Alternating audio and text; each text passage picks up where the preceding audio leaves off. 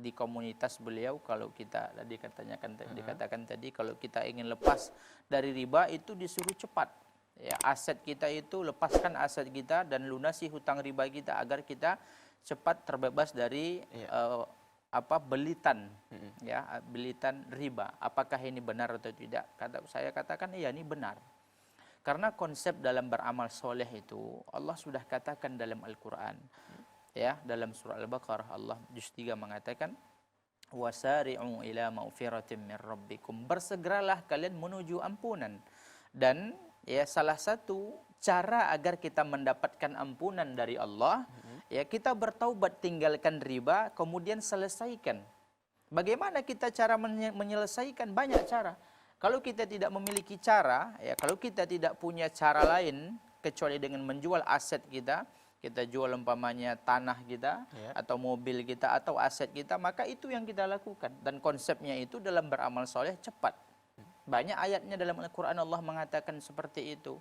Ya, dalam ayat lain Allah mengatakan sabiku, berlombalah kalian. Jadi ya, dalam Al-Quran Allah menyuruh kita untuk ya bersegera untuk melakukan kebaikan tadi. Taubat tadi jangan ditunda.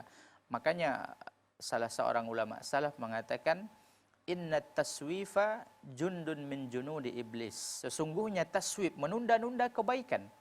Ya, menunda-nunda taubat, menunda-nunda ini kan ya, melunasi hutang riba itu kan adalah konsekuensi dari taubat dari riba. Kita tidak bisa taubat dari riba secara sempurna, ya, secara totalitas kita meninggalkan riba kalau kita tidak ya melepaskan ya diri kita dari jeratan riba tadi.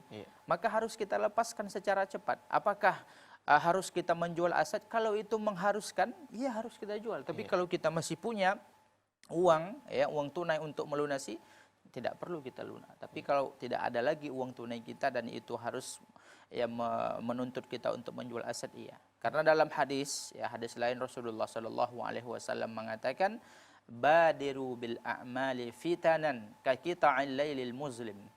Bersegeralah kalian untuk melakukan amal, dan taubat itu amal. Ya, kita tidak bisa taubat dari riba kalau kita masih saja tidak mau melepaskan diri kita dari jeratan riba. Jadi lepaskan. Ya, lepaskan diri kita, diselesaikan ya dengan cara ya salah satunya itu tadi opsinya menjual aset.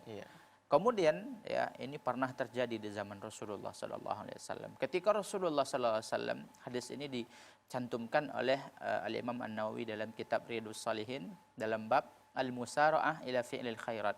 Bab tentang dianjurkannya kita untuk menyegerakan ya perbuatan baik, jangan ditunda. Hadisnya saya tidak hafal matannya memang, cuman maknanya saya sampaikan.